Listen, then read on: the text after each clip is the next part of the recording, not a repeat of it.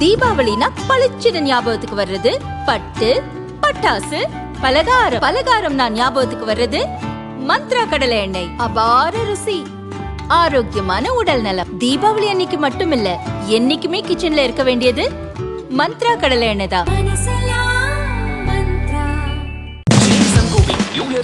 December 31 முதல் ஜனவரி 4 வரை smart mobile வாங்கும் அனைவருக்கும் இலவசம். ஹைகோர்ட் உத்தரவுப்படி திருப்பரங்குன்றம் மலையில் தீபமேற்ற வலியுறுத்தி மதுரையைச் சேர்ந்த பூர்ணச்சந்திரன் உயிர் தியாகம் செய்தார். அவரது வீட்டில் 16ஆம் நாள் துக்க அனுசரிப்பு நிகழ்வு நடந்தது. பூர்ணச்சந்திரன் படத்துக்கு இந்து முன்னணி மாநில தலைவர் காடீஸ்வரா சுப்பிரமணியம் மலர் தூவி அஞ்சலி செலுத்தினார். மனைவி மற்றும் குடும்பத்தினருக்கு ஆறுதல் கூறினார். பூர்ணச்சந்திரன் தப்பு செய்தாரா, குடும்பத்தினருக்கு நிதி வழங்காதது ஏன் என கேட்ட காடீஸ்வரா சுப்பிரமணியம், உயிர் தியாகத்தை கொச்சைப்படுத்தினால் முருக பக்தர்கள் பதிலடி கொடுப்பார்கள் என்றார். அவர் யாரும் செய்ய முடியாத செஞ்சிருக்கார்.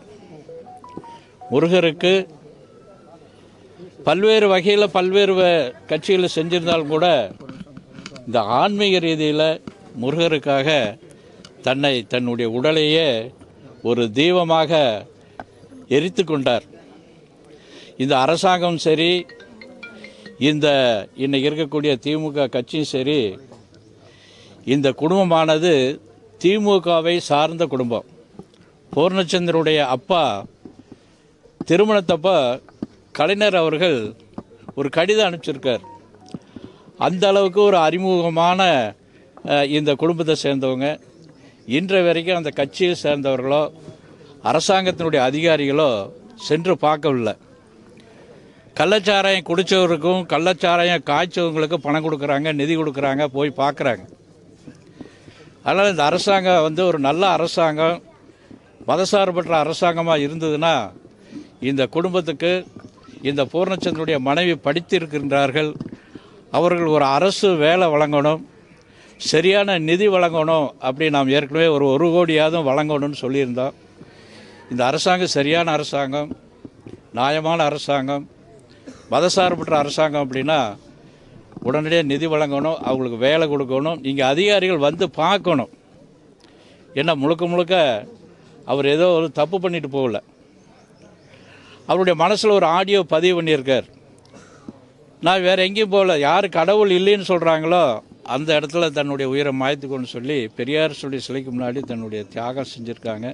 இந்த தியாகம் வீண் போகாது. நிச்சயமாக அங்கே மேலே தெய்வம் ஏற்றப்படும். இந்த அரசாங்கம் அதை ஆய்வு செஞ்சு ஏற்றணும். இல்லைனாக்கா இந்து முன்னணி, இந்து மக்கள், முருக பக்தர் எல்லாம் சேர்ந்து நிச்சயமாக அங்கே மேலே தெய்வம் ஏற்றுவோம்.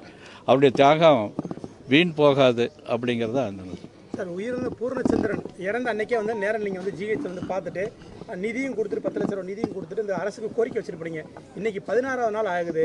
ஆனால் அவர் திமுக குடும்பத்தை சேர்ந்தவங்க அப்படின்ற மாதிரி அவர் ஆடியோவில் சொல்லியும் கூட அந்த துறை அந்த அமைச்சர்களும் வரல, எம்எல்ஏ இந்த பகுதியோட எம்எல்ஏவும் வரல, அந்த அரசு சார்பில் யாருமே வரல. அது நீங்கள் எப்படி சார் பார்க்குறீங்க? இல்லை, என்னென்னா அவர் ஆடியோவில் சொல்கிறத விட அவங்க அப்பா இதுக்கு லெட்டர் எழுதியிருக்காரு.